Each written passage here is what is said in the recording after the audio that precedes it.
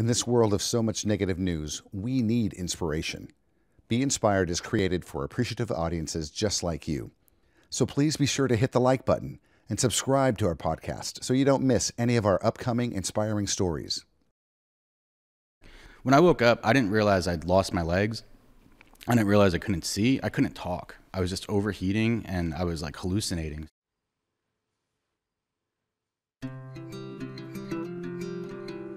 Be Inspired podcast. Real stories from real people.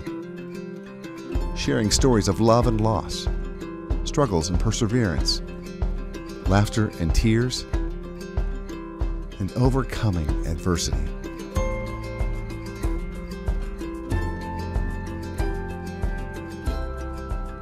Our guest today on Be Inspired is a true lifesaver. He's also a hero to many.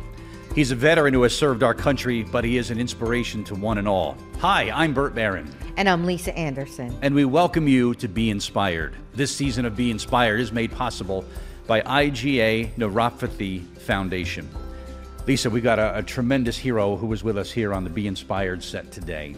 And talk about someone that has endured so much and has served our country so admirably. I'm excited to hear the story of Scott Nokes, who is joining us here today. Such an honor to have Scott with us. Welcome, Scott. Welcome to Be Inspired. Hey, thank you guys for having me. Thank you for your service to our country, first and foremost. Thank you. Thanks. That makes you a hero in my eyes right away. Your time served overseas in defending our country. Should we start your story there? Is that where you want to pick it up from? Yeah, we can start from there. Okay. So it starts obviously before there. My whole life I wanted to be a Marine. Sure. So I was just lucky enough that the opportunity presented itself on my 17th birthday. I was physically able to get in because that's a lot of people can't. Unfortunately, they have pretty high standards. So I just got really lucky to be able to achieve my dream. So I joined the Marine Corps, 17th birthday, right before senior year. So I had to wait a little bit to even go to boot camp. So I graduated '09 from Neptune. And then I found myself at Paris Island about 3 weeks later and immediately regretted that decision. Where's that? It's down in South Carolina. So Okay. it's nice and swampy, very hot, sand fleas the size of June bugs. Oh, yeah. And you have to let them eat. You can't hit them or hurt them. So Sounds like a party. yeah, it's a great time. Yeah. Yeah. So I was down there for, what's up? Join the Marines, they said. It'll be Yeah. fun. They don't promise you a rose garden is what the one recruiting poster I remember said, and they don't. Oh, gosh. So I went down there July of 2009, ended up having pneumonia. So everything, I kind of started having some setbacks there. And that's kind of, I think, what helped me now be able to push through everything. So came down with like really bad case of pneumonia. They wouldn't, they do their best medically, but they're like, oh, you just failure to adapt. One day I passed out running with somebody on my back and I woke up in an ice bath and I was like, oh, okay. Almost got, sent back home, kicked out of training. But I was able to rehab myself back up to full strength, rejoin another platoon, and graduated November 2009, and went on to my infantry schooling, and then landed in the fleet right before we went to Afghanistan. I ended up in 1st Battalion 8th Marines Charlie Company, and we started our workup for Helmand Province. What was the feeling, Scott, that when you were, finally done with boot camp and, okay, this is where we're going? There's still more pain involved. So you're a new guy, so it's just, you're getting crushed every day. You have to kind of not earn your spot because you're there, but you have to kind of like work every day to be a little bit better, become a cohesive unit, become a team. And luckily I had great senior Lance Corporals and non-commissioned officers to guide me. Wow. Yeah, you hear the stories about how tough it is, Yeah. but it really is that tough. Yeah, and maybe this was a match that you were looking for, Scott, because you've dedicated your life of service to others. You've pulled people from fires. You've saved lives in other capacities. Maybe thinking Marines isn't for everybody. Maybe this was going to be the fit for you. Yeah, and I was hoping it was, and it was for a bit, and eventually I got out to pursue what I wanted to be, a firefighting career. But we can get into that after. Sure. And I mean, the Marine Corps was excellent. It taught me a lot, about adversity and just overcoming obstacles, and you could really how to rely on yourself, and so it was an awesome opportunity. Yeah, talk about overcoming. It's just you find that inner strength, and you become brothers. Yes, ma'am. Right? Yeah. You still keep in touch with everyone. Yeah, not everyone, unfortunately, but I still keep in touch with a good amount of guys, and there's still 2 or 3 guys that I'm in touch with. daily, weekly, monthly. That's cool. Yeah, I think it's a forever bond. Yeah, oh, you know, even 100%. Yeah. Yeah, one thing I learned the hard way is that there's no such thing as a former Marine. You call someone a former Marine, a Marine will say, no, you're just Marine, period. There is no former. So, that's a famous thing. Okay. You know, I enjoy that because, Marine for life, but at the same time, I also volunteered to join the Marines. I also volunteered to get out and not continue to serve my country. So I respect the guys that stay in. You know what I mean? So that's just on me. Scott, take us back to arriving in Afghanistan. Yeah, it was September 11th, 2010. Ironic date. Wow. And it was the back door opened up of that C-17 or whatever it was that transported us, and it was hot. Like, my eyebrows were going to melt off, and I was like, it's going to suck. And then within 2 weeks, I was like laying in a rack in a mud hut that we lived in, like teeth chattering, like waiting for my sleeping bag to get there because I packed incorrectly. Oops. So weather changes pretty quickly. I was in the desert, so it's very cold at night, very hot during the day. And then we got there September, so it changes into the winter season, so it gets a little chilly. That's crazy. But it was, step back in time would probably be like the first thing I noticed was the heat and the smell. And it's just a weird, I can't describe it. It has a stench to it. And we got there, we got to the main base, Camp Leatherneck. We started getting more of a classified debrief of where we're going to be at because they can't give us all the information in the States. So we started to get to see pictures of our area of operations, some overheads, and went to the range, made sure our weapons were ready to go, and then jumped on a helicopter and ended up at Kop Nowzad in northern Helmand. And then we drove down to our base in a little town called Dahana. We called the police station. And it was one-story building, access to the roof, like most buildings in Afghanistan. However, this was concrete because it was an old Russian police station and then a Taliban police station. We had 4 little posts overwatching our perimeter. There was 45 Marines and corpsmen in my platoon. So we had 3 Navy corpsmen, which are medics. And our responsibility was a pretty large area consisting of about 8 different villages and 8 to 15 villages, rather large to very small. And I think we had about 5,000 to 8,000 people that we were, kind of looking after. So we did village stability operations, which is pretty much what it sounds like. Go in, make sure the Taliban can't mess with the locals, help build wells, help build schools, try to let the girls go to schools.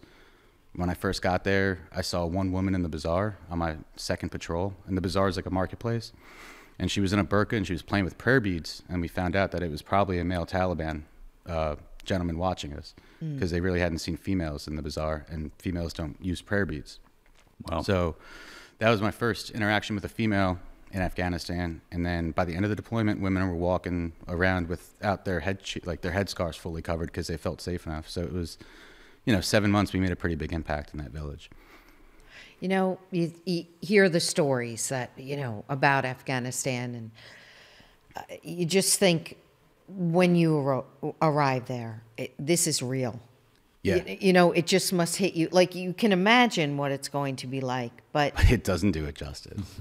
You can look at all the pictures. I mean, you get there and you're next to a 10-foot mud wall that's 1,000 years old. You're like, what the heck did we just step into? And I not to be degrading, but I like to joke, like I lived with the Flintstones, We had an ammo can on a rope that they'd pull down into the well to bring up so we could boil chai because we lived with police and Afghan army. So like we were in it, it was total culture shock. Absolute culture shock. Yeah, that's incredible. So where did that take you when you were, after that, there 7 months? Yeah, there 7 months. We got back to Camp Leatherneck, and we all thought we were going on a Marine Expeditionary Unit, which is pretty much a booze cruise around parts of the world. And we were sorely mistaken. Nope, we were mistaken. I remember it was like the second time we saw the battalion commander in 7 months, and he's like, "Hey boys, you guys did so well here that the Marine Corps is bringing you back in like 9 months." And we're like, "Oh, he's not kidding, is he?" And he wasn't. So when we were over there, my first deployment was September 2010 to March 2011. And it was a very volatile time for Helmand Province, especially a little bit to our east in Sangin. So we were told that we were heading to Sangin on our next deployment. So there was really no coming home and pumping our chests. It was coming home and getting our new guys and trying to train harder to go deal with what 3rd Battalion, 5th Marines and subsequent units were having to deal with in Sangin. So it was get back, and I mean 2 weeks of leave, right back at the rifle range with our new guys, and right back at it. Yeah, your family back home. How was that for? I put them through some stuff. Yeah, Yeah. I bet. I think we did a good job. The of less telling you know, yeah. Yeah, I think we did a good job of not telling our families too much. I was going to say, the less you know, the better. Yeah. At that point, because that was a crazy time. Yeah, and we were not in nearly significant contacts as a lot of other units. We got into way more than some, but definitely not as much as others. So it was good to get our feet wet for the next one. Yeah. Kind of understand enemy TTPs, what we had to do. Hey, I'm cool under fire. I'm not going to get scared. So it was really good to ease into it that way. And probably the worst thing for my family was we had a buddy whose wife like heard a grenade go off when he was on the phone, and they heard some stories. So like families, got a little sketched out, but we did pretty good. And so trying to hide everything that we knew about the second deployment coming up was a little bit tougher. Yeah. But like, where you going? Like, Scott, when did things physically start to change for you? In what way? I'm sorry. Physically, when you started to develop physical ailments and things. That all started on the first deployment. I developed dysentery sometime in October, so pretty soon in. Like I said, I didn't shower from September until February, I believe. Besides like baby wipes and like well water, I had a really bad form of dysentery right after an IED blast. I was way too close to, and I had some bubble guts, and then it led to just not solid poops for about 8 more years. So came home and I was just like, oh, whatever. We're all feeling a little weird. Like it wasn't anything super significant until after the second deployment when I noticed like some blood in my stool and like vomiting pretty sporadically. But everything weird started in October of 2010. Yeah. And then take us from that time. You were here when that happened, Scott? When I started feeling stomach issues? Yeah. No, that was overseas. Oh, you were still overseas. Yeah. Yeah. So I remember just I was out on persevered through that. Yeah, I mean, I went on a patrol. We called it the haunted death because that was a town we lived in. So we all got pretty sick. Me and like 3 other guys got probably the sickest. I remember I came home from patrol after I like pooped all over myself. And I told my corpsman, I was like, dude, I can't, I don't feel well. I can't keep anything down. He gave me a shot. I woke up a couple of days later, probably like 24 hours later. And I was like, I feel a little bit better. He's like, good, we're going back out. So there was no time to rest. It was, unless you got seriously hurt, because we didn't, but a battalion had guys losing legs, losing their life. Like you're not going to stop because your tummy hurts. Yeah, and just probably instilled in you in the training that you had. It's you can't be weak. You can't be hurt. You can't be soft. Yeah, if I'm not dead, I'm tough still it out. going. Yeah, you're alive. Get out. Go, exactly. Get out there. Right. There's no coddling. Right. Yeah. Or no crying in baseball. There's no crying in the essentially. Marines. Yeah, it's just keep going. Let's keep going. Until it got too difficult for you. Yeah, and so second deployment, developed dysentery again. We were doing a little bit more remote stuff in a way, like driving out to places I hadn't been dealt with, coming in helos and doing different things. So, a lot of times without shower, a lot of time you be eating local water or drinking local water, eating local food because, hey, we find rice. I'm tired of eating out of this MRE bag I've been eating for 3 weeks. And one day, I remember eating rice, and the Afghan commandos we were with were like, oh, there's fish in there. We're like, where'd you get fish? And like, that stream. We're like, we've been pooping in that stream. Oh, so little things like that, Yeah. And, finish up this. Second deployment was January 2012 till July 2012. Came home from there, and then I started noticing like serious issues, probably like September, October timeframe. Went to the battalion aid station for some treatment. I was checked. I was told to go get some blood work and some stool samples. Did all that. I was told I was okay. Everything came back negative. And then I was like, all right, so I'm 21. Maybe that's why I'm having weird stomach issues. I'm just fresh off deployments. I'm drinking like a fish. We weren't eating great. It's base food, And then I decided to get out right around then. So I got my approval for early termination, and I got out of the Marine Corps January 1st, 2013, and came right back home. And the stomach issues persisted, just getting gradually worse. And then everything happened in September 2016.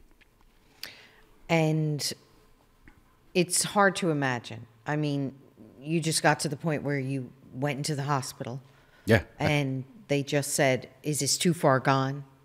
I don't fully remember what they said. Yeah. I went to the hospital September 17th, September 16th, 2016 or 15. Good memory. 16, one of those. Yeah. It's No, close. it's good. I'm right around Yeah. there. And a couple days before, I had fought a fire in Bradley Beach. So it was getting chilly. We were right by the water. So I kind of thought maybe it was pneumonia because I had the history of pneumonia before. So Right. I kind of felt the same symptoms. And I was at work at Headliner, and my boss came up to me and he's like, dude, you look like shit. You need to go home. And I was like, all right, man, roger that. So I went home. I called my mom. I was like, hey, I think I should go to the hospital. And she's like, hey, I'm out with a friend. You know, if you're feeling bad tomorrow, we'll take you. I was like, all right. I woke up the next morning still in my Headliner stuff. I still had my earpiece in. And I can only say I felt like death. I don't know how else to describe it, but I knew something was wrong. Like, I wear this bracelet and I wear a dog tag on me at all times. And I took them off. I literally only brought my driver's license and my medical insurance card to the hospital. And by the time my mom had dropped me off at Jersey Shore and came inside, they were trying to admit me. I don't remember my full stats. I remember I walked in, and I guess I didn't look good because they brought me right to the triage. And being a former firefighter and doing first aid in Neptune, that Right. doesn't happen. You're normally waiting for 2 hours before you talk to a nurse. Yes. So I knew something was up. They took my blood pressure and my pulse ox and all that stuff. And they went, hey, we're going to do this one more time. And I noticed a couple more nurses had come into the area. And then they were like, hey, we're going to stand you up and we're going to put you on a cot. And I guess they could tell right there I was in shock based off of the Wow. vitals. And from there, it was kind of all a blur for the next 24 hours. And there was some testing going on. I think I was kind of combative. I really wasn't myself. I remember yelling at some guy and threatening the doctor with his life because they wouldn't let me drink water. Probably toxic, though. You know, that builds up. Yeah, you need water. I wanted water, but So, you know, yeah. they want to monitor stuff. Of course. You know, so I remember the last text message I sent to my mom was, hey, I need I'm going to be here for a bit. I need my pillow. I need some water or else I'm going to kill this doctor. And then I think a couple of minutes later, they called my mom, telling her that they were intubating. So, yeah. Wow. Man. Yeah, and just getting, past that, the initial where it just spread too far. Yeah. You and remember? I don't, because I was so, I think my body tried to block a lot of it out. Sure. If that makes sense. Yeah, absolute sense. And I don't remember much. I don't remember getting I think I kind of remember getting intubated, but I don't remember the process. Like, I don't remember what led up to it. I just know that I was a complete septic shock, and I guess my body had shut down. And I went, thank God for the nurses. They were right there. That's good. Yeah. So it wasn't good. Like, they were told, like, hey, pray for the best, expect the worst. So my Marines came in and Yeah. yeah. And,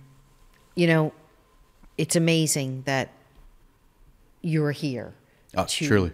talk about that experience Yes, ma'am. and, what it did and change your life.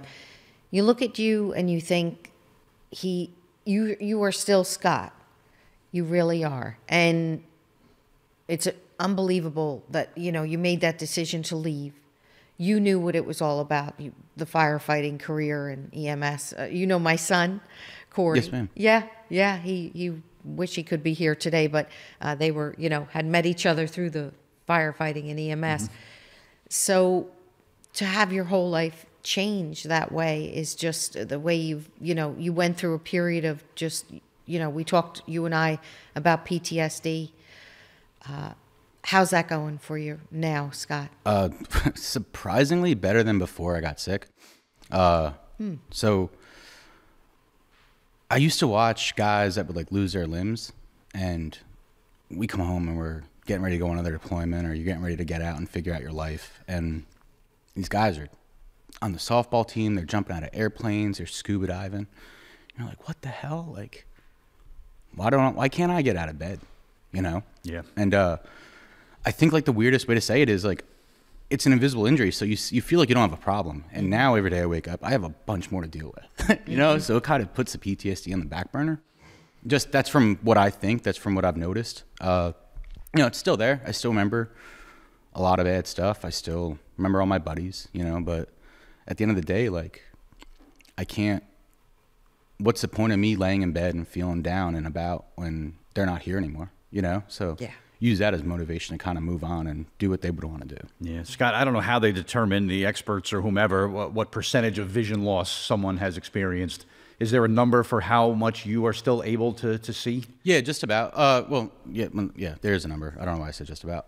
So my right eye, when I woke up, there was nothing. Okay. Like, when I woke up, I didn't realize I'd lost my legs. I didn't realize I couldn't see. I couldn't talk. I was just overheating and I was like hallucinating. So I was like, why am I in this ice bath? Well, I was in a cooling blanket, but I kept thinking I was on like an ice barge going up the Hudson for some reason. On like different machines, I thought I was in a helicopter. So for a while, I thought I was shot and paralyzed. You know, there was a bunch of stuff going on. But when I woke up, there was zero vision, just hallucinations.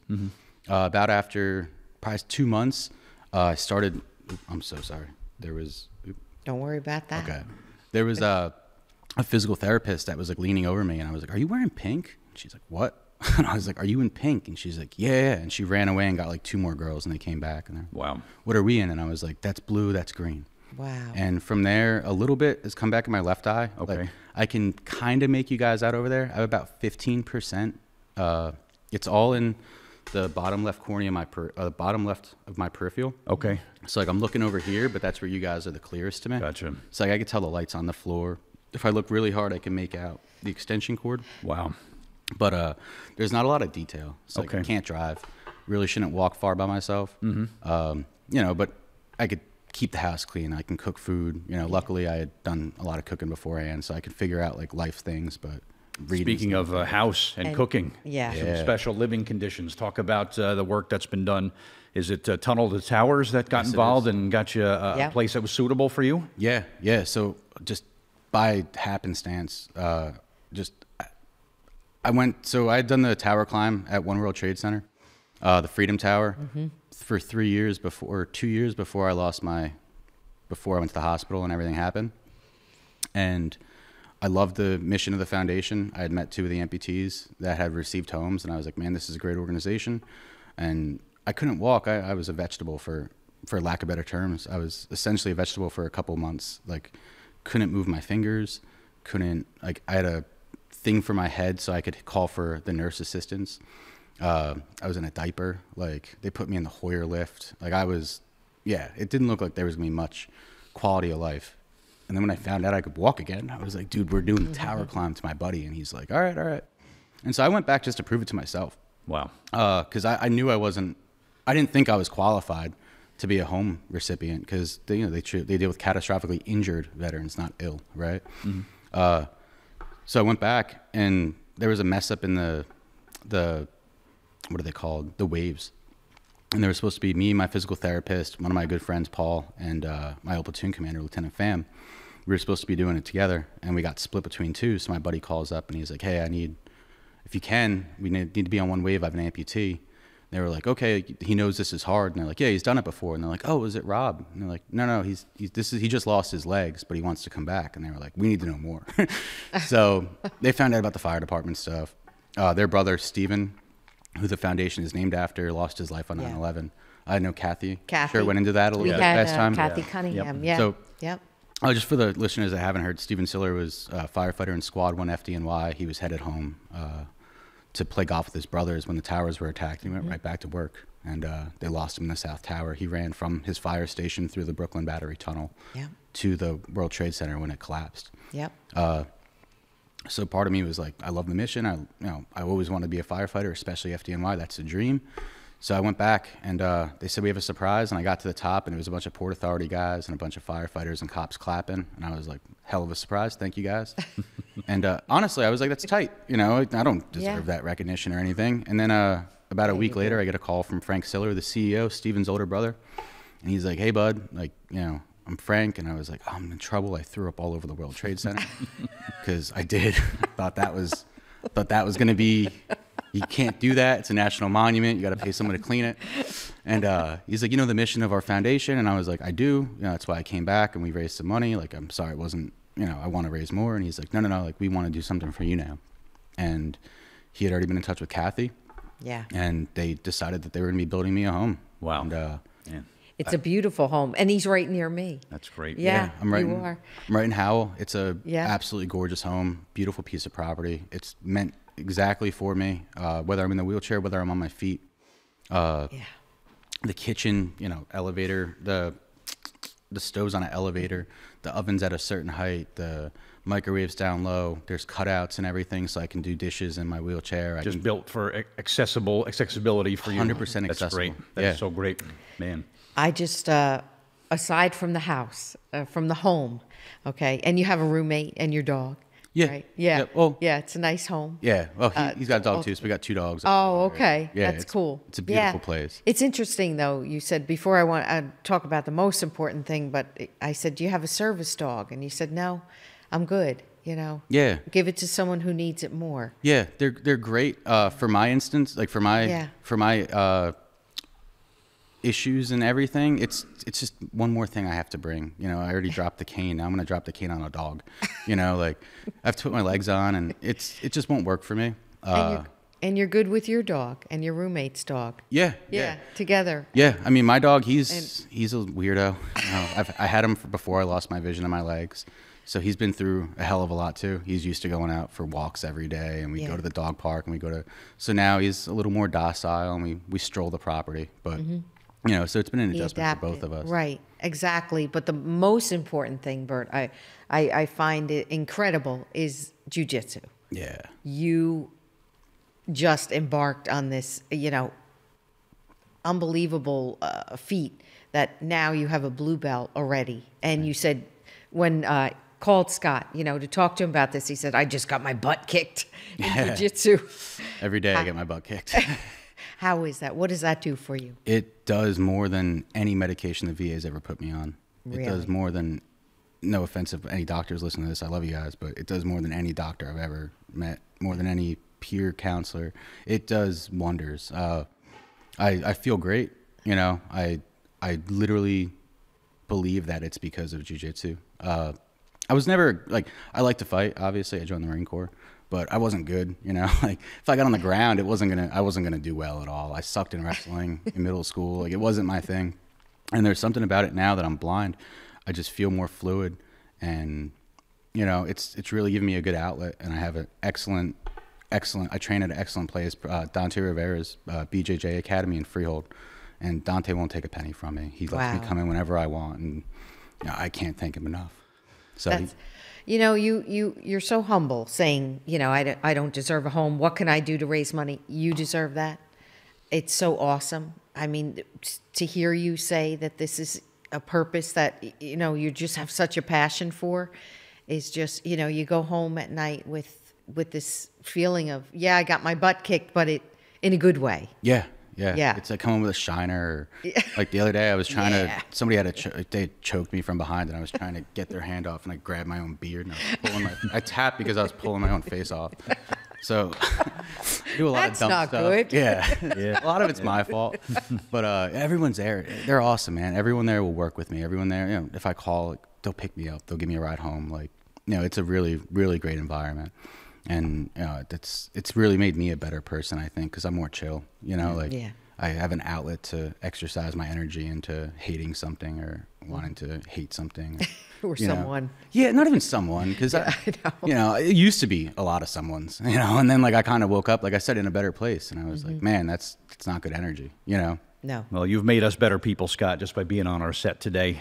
Obviously, a lot has been thrown at you physically, but spiritually, you're just alive and just as passionate as anyone I've ever met. So bless you, man, and thank you again for your service to our country. It really means a lot. Thank you, Scott. You know, like, honestly, you never need to thank me. I hate thank you for your service. I appreciate it. Thank you for the support. Thanks for the opportunity to serve this great nation. I wish I could still be doing it. But, you know, we all have different paths now. And if I can impact the life of another vet or impact the life of a young man or woman that's going to be joining our military, like, that's really what I'm trying to do now. I think you do that more than you realize. I hope so. I do. Thank you again for being here. Oh, thank you guys for having me. Thank you, Scott. I'm Bert Baron. And I'm Lisa Anderson. And thank you for joining us on Be Inspired. That was so awesome. Thank you, guys. My name's Scott Nokes. I'm a former Corporal United States Marine Corps, former firefighter out of Neptune Township, And I'm here to hopefully get other people to be inspired to get out and do whatever makes you happy. Next on Be Inspired. And he said, Coach, I can't even walk up the stairs. He said, I don't want to be here anymore. I don't want to live anymore. He said, this is not what it's supposed to be like. And that's when I decided full time that I was going to dedicate my time to the foundation and to my children. Our children are hurting. It's devastating, and I always say to my kids, you need to get back up. There's someone that you could help by getting back up. Someone's depending on you, so you need to get back up.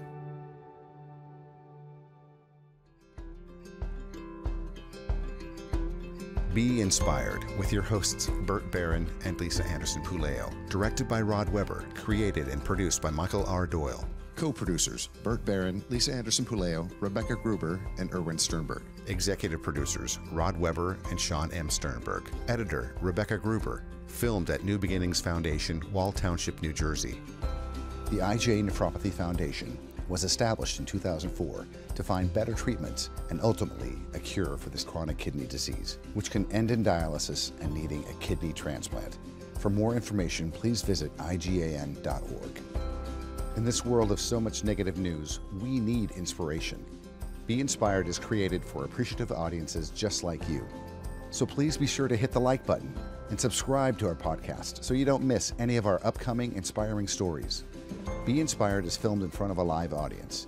If you would like to attend a filming of Be Inspired, or if you know someone who has an inspirational story that should be shared with the world, please contact us at info@mrdproductionsllc.com. That's info@mrdproductionsllc.com.